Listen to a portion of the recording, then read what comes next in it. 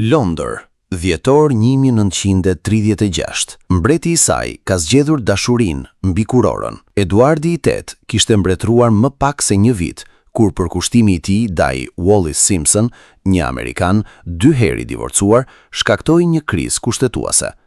Si guvernator suprem i kishës së Anglisë, ai nuk mund të martohej me të pa shkatruar konventat.